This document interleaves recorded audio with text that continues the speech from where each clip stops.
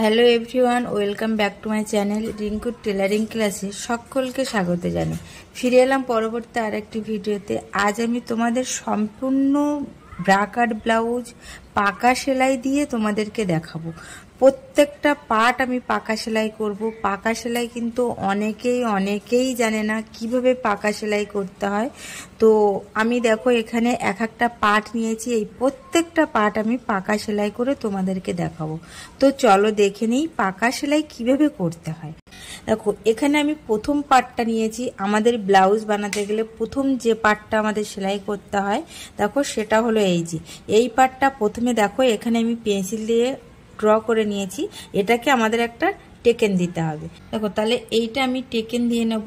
এই সোজা দিকটা কি করব দেখো ঠিক এরকম ভাবে সোজাসুজি লাগিয়ে দিলাম। এখানে দিয়ে ঠিক এই মিডিল পজিশন থেকে আমি এখানে টেকেনটা তুলে দেবো। তো তোমরা দেখে নাও।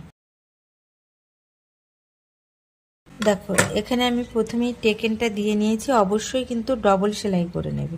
দেখো এখানে আমার এই যে টেকেন দেওয়া হয়ে গেছে, এই পর্যন্ত হয়ে গেল। এবার আমি দেখো এই দিকটা সোজা করে নিয়েছি, এই যে টেকেন দিয়ে নিয়েছি। এখানে এই যে ছোট দিক, এই দিকটা দেখো সরু, এদিকটা চওড়া। এই সরু দিকটায় আমাদের আর একটা পার্টের, অর্থাৎ এই পার্টটার এই সরু দিকটা আমরা একই দিকে এরকম ভাবে নিয়ে এইবার দেখো পাকা সেলাইয়ের মোজাটা এখানেই দেখে নাও। দেখো এই যে পার্টটা আমার আছে, এই কাপড়ের দিকটা আমি এই কাপড়ের উপরে তুলে নেব। দেখো এখানে এই যে তুলে নিলাম এইভাবে। এবার দেখো দেখো আর এই লাইলিন কাপড়টা আমি কি করব, এই দিকের যে লাইলিন কাপড় আছে তার উপরে আমি এরকম ভাবে তুলে দেব। তাহলে কি করলাম, মেন কাপড়ের উপরে মেন কাপড়টা এই যে দিয়ে দিলাম, আর এই দিকে দেখো লাইলিন কাপড়ের উপরে এই লাইলিন কাপড়টা এই যে আমি দিয়ে দিলাম। মানে চারটে কাপড় আমি একসাথে এরকম ভাবে ধরে নিলাম। দেখো এভাবে ধরে নিলাম।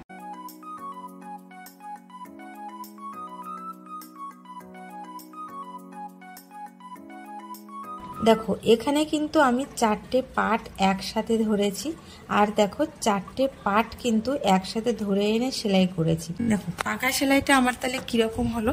দেখো আমি যে সেলাইটা করেছি, দেখো এই যে মেন কাপড়টা এইভাবে দিয়ে দিলাম এইদিকে, আর দেখো এই দিকের মেন কাপড়টা আমি এইদিকে মেলে দিলাম। দেখো এরকম ভাবে দেখো এখানে আমার খাপটা সুন্দর হয়ে গেছে। দেখো এখানে কিন্তু আমার পাকা সেলাই, সম্পূর্ণ পাকা সেলাই হয়ে গেছে। দেখো কোনো সুতো কিন্তু এই দিকে দেখা যাচ্ছে না, এটা কিন্তু আমার ব্লাউজের খাপ তৈরি হয়ে গেছে। এবং দেখো ব্লাউজের খাপটা কত সুন্দর হয়েছে। দেখো এখানে আমার তাহলে পি পার্ট আর বি পার্ট জয়েন্ট হয়ে খাপ তৈরি হয়ে গেছে। এইবার আমি এখানটায় আমি এস পার্টটা বসাবো। বি পার্ট পি পার্টের পাশে আমি এস পার্টটা আগে সুন্দর করে বসিয়ে নিয়েছি। এইবার আমি কি করব, এটা আমি পাকা সেলাইয়ের জন্য তৈরি করব। তাহলে কি করব, এইটা আমার মেন কাপড়, তাহলে এই মেন কাপড়টা আমি এইটার উপরে এরকম ভাবে তুলে দেব এরকম করে। আর এই দিকে এই লাইলিনের এই দিকটাতে আমি এই লাইলিনটা এরকম ভাবে ধরে নিয়ে আমি দেখো চারটে পার্ট এরকম সুন্দর করে এরকম ভাবে এইরকম ধরে নেব। নিয়ে আমি চারটে পার্ট আমি এখান থেকে সেলাই করে আসবো।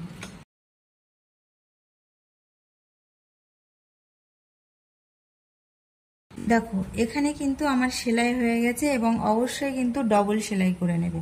আমি ডবল সেলাই করে নিয়েছি। এবার দেখো পাকা সেলাইটা একটু দেখে নাও। এটাকে আমি এইভাবে মেলে দিলাম, আর এই উল্টো দিকেরটা এইদিকে দিয়ে দিলাম। দেখো এখানে আমার সম্পূর্ণ পাকা সেলাই হয়ে গেছে। সুতো দেখা যাচ্ছে কি? দেখা যাচ্ছে না।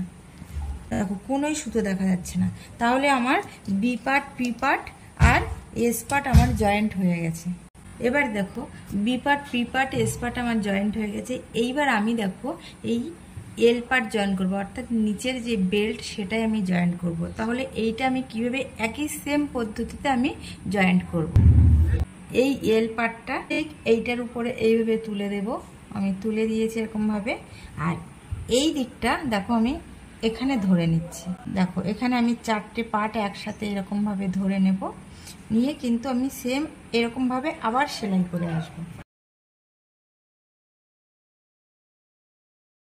আমি এখানে বসে সেলাই করে নিয়েছি, এবং এখানে কিন্তু আমি চারটে পার্ট ধরে সেলাই করেছিলাম। এবার দেখো পাকা সেলাইয়ের জন্য আমি উল্টো লাইলিন পার্টটা উল্টে দিলাম, আর এইদিকে সোজা পাটটাও আমি দেখো এই যে উল্টে দিলাম, দেখো এখানে আমার পাকা সেলাই হয়ে গেছে। দেখো এটা উল্টো দিকে কোনো কাপড় কিন্তু কোথাও দেখা যাচ্ছে না, দেখো না কোনো সেলাই দেখা যাচ্ছে, না কোনো সুতোও দেখা যাচ্ছে। তো এটা হলো আমাদের পাকা সেলাইয়ের সিস্টেম বা পদ্ধতি। তো ভিডিওটা কেমন লাগছে তোমরা কিন্তু অবশ্যই আমাকে কমেন্টে জানাবে। আর কে কে এই সেলাইটা শিখতে চাও, আরও ভালো করে শিখতে চাও, আমাকে কমেন্টে জানাবে। আমি এরপরেও আবার এই সেলাইটা তোমাদেরকে শেখাবো। তো দেখো এখানে আমার এল পার্ট জয়েন্ট হয়ে গেছে। আর অবশ্যই কিন্তু এল পার্ট কিন্তু আমি দেখো এখানে কিন্তু আমার চাপ সেলাই হবে, আবার এক চাপ রেখে কিন্তু আর একটা সেলাই হবে। তো আমি চাপ সেলাইটা প্রথমে দিয়ে নেব। দেখো এখানে কিন্তু আমি প্রথমেই চাপ সেলাইটা দিয়ে নিচ্ছি। এল পার্ট কিন্তু অবশ্যই চাপ সেলাই দিয়ে সেলাই করতে হয়, আর আমি সেই চাপ সেলাইটা দিয়েই সেলাই করে নিচ্ছি।